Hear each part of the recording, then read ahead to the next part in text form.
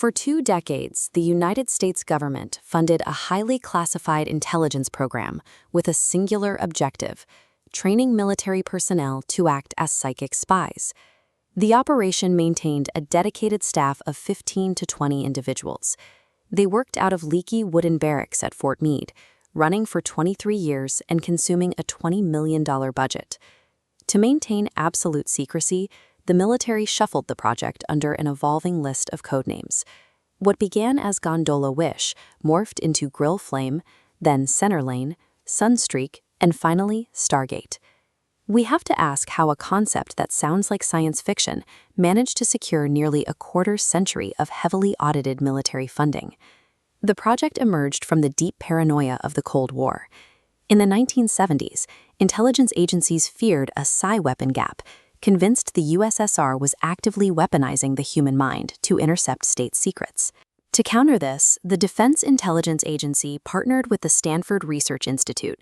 They were tasked with stripping the mysticism away from psychic phenomena and engineering it into a reliable intelligence tool.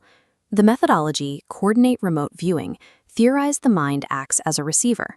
By focusing on coordinates, viewers decode a signal line from a non-material matrix. Training bypassed analytical thought.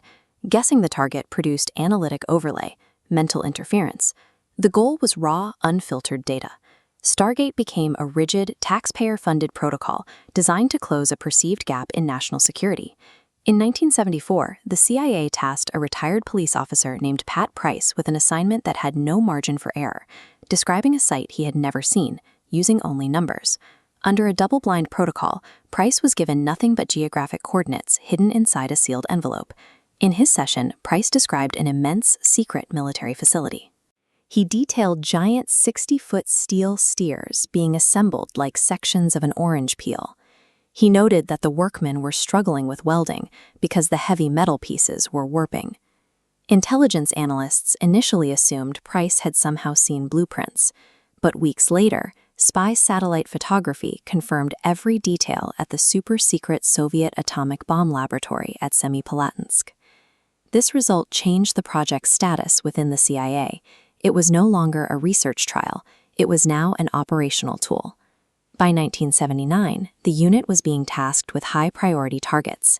Joe McMoneagle, a premier viewer, was given coordinates for a suspicious building located 100 meters inland from the water in Severodvinsk, northern Russia. McMoneagle sketched a massive, double-hulled submarine. He drew 20 missile tubes and placed them forward of the sail, a design that had never been observed on any ballistic missile submarine in the world. The National Security Council was dismissive. U.S. builders insisted a submarine of those dimensions would be crushed by its own weight. 4 months later, the Soviets blasted an artificial channel from that building to the sea and launched the exact vessel McMoneagle sketched. It would become known to the rest of the world as the Typhoon-class submarine. In these instances, the program provided intelligence on adversary technology that multi-billion-dollar satellite networks had simply missed. Despite these results, the program faced constant friction with the rigid bureaucracy of the intelligence community. In 1995, a CIA review board evaluated the data. They reached a contradictory conclusion. The laboratory experiments showed statistically significant effects, but the information provided was too vague for operational use. The declassification that followed was brutal. The program became a punchline on late-night talk shows, with headlines mocking the Pentagon for a $20 million waste. The intelligence community demands 100% reliability before risking human lives.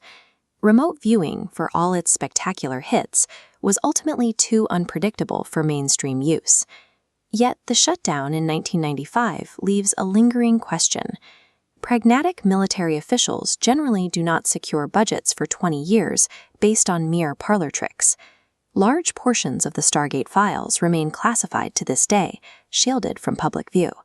This has led to theories that the CIA didn't terminate the work, but simply moved it deeper into the black budget, away from congressional oversight. The universe may hold capabilities our current science cannot map, and the official history of the Cold War is